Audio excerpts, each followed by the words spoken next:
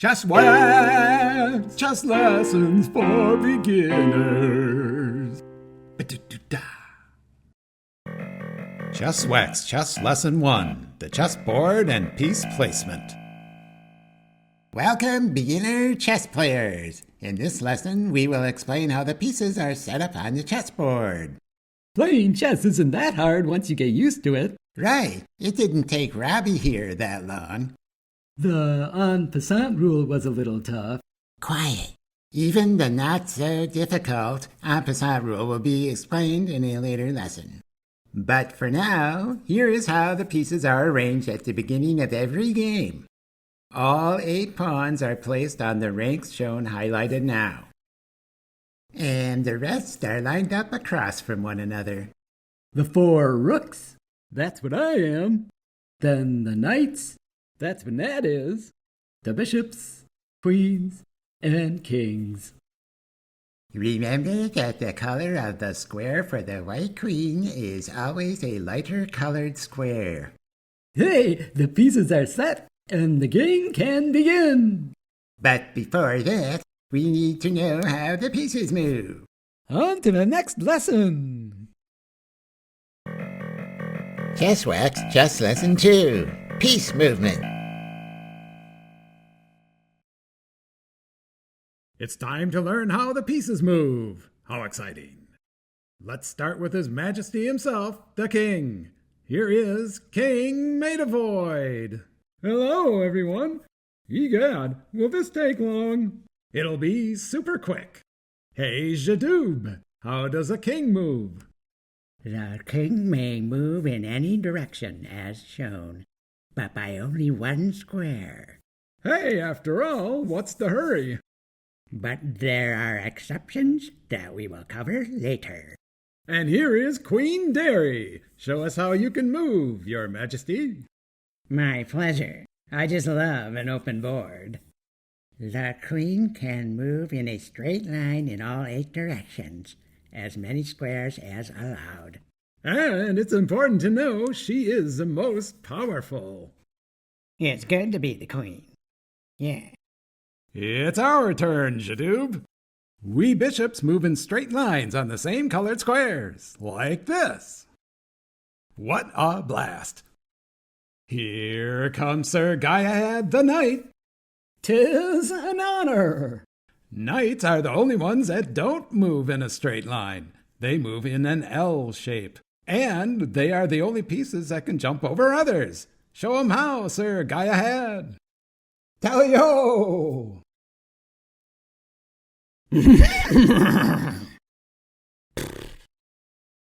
Ready for a rook?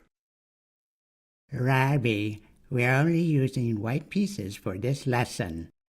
Where is Cornell, our white rook? He made a bet with me and lost. All right then, show them how you do it, Robbie. Here I go. Turning right, turning left, turning right. It's time for the pawns.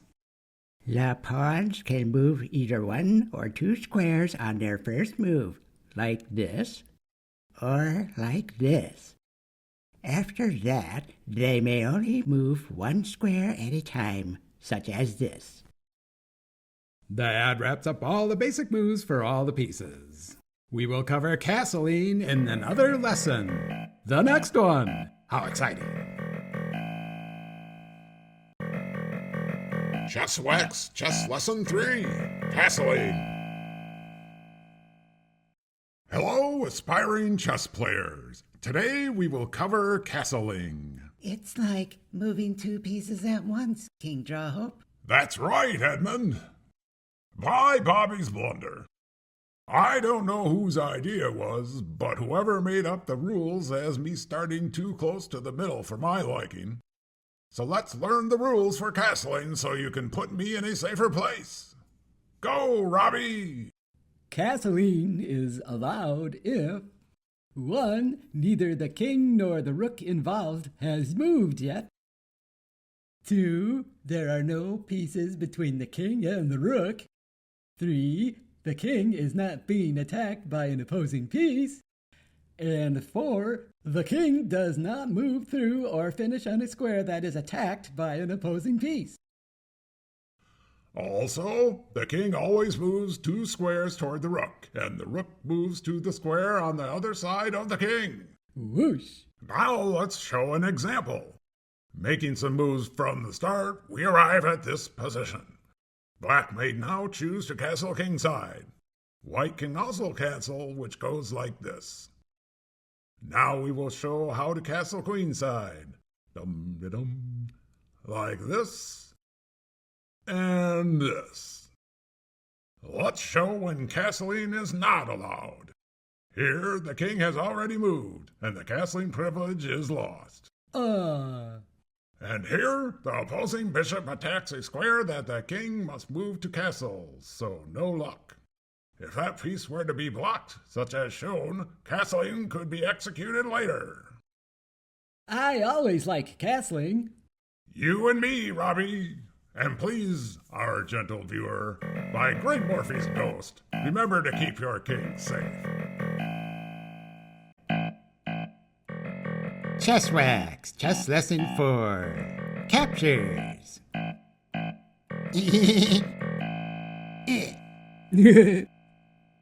It's time to learn how to capture. My favorite. A capture occurs when a piece is moved into the square of an opposing piece, which is then removed from the board. Off you go. By the way, you are not allowed to capture your own piece. Now you know, Robbie, the objective of the game is to capture the opposing king, right? Yeah. And the king can't move into check, so if the king is attacked and has no available moves, the game ends. Checkmate. Okay, let's show some more captures. Wham! Bishop takes pawn. Bammo, rook takes rook. Whammo bammo! Knight takes queen. Now we must go over how pawns capture and the en passant rule. Oh, I suppose. Pawns capture 1 square diagonally and forward. Here the white pawn may capture either the knight or bishop, but not the pawn, like this or this. I know what's coming next. The en passant rule may be used when a pawn that attempts to move 2 squares forward crosses a square that is attacked by an opposing pawn. So, if the black c-pawn is moved as shown, then the white pawn may capture it on the crossed-over square and moves there itself. Note that white can choose not to make the capture and do a different move. Not so hard after all. And that concludes captures. Next is pawn promotion.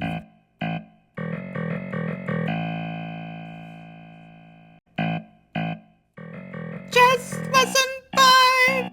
Pawn promotion! Way cool. It's about time we stood up for pawns. Yeah, we're tired of being pushed around and looked down upon. You've got a lot of nerve. It's hard being a pawn. Is difficult. Yeah. The knobs are all revved up for this lesson. Now, just what does happen when a pawn reaches the far side of the board? Jadoob? When a pawn reaches the last rank, it must be exchanged for either a queen, a rook, a bishop, or a knight. The usual choice is a queen.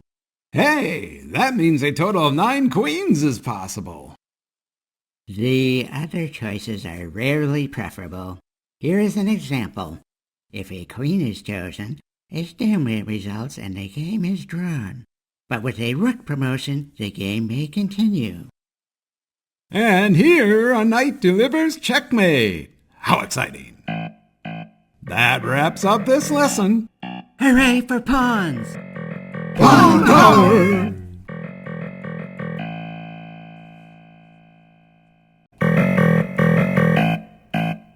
Chess lesson 6. Checkmate, stalemate, draws, and resignation.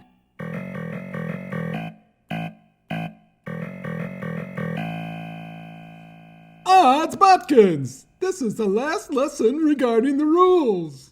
That's right, King Maidavoid, and these rules are very important ones. Because they involve us. That's why we're here to present them. We start with checkmate. This is how a decisive game ends when played out to the finish. Checkmate is when the king is attacked or in check and has no way to get out of check. Here are some examples.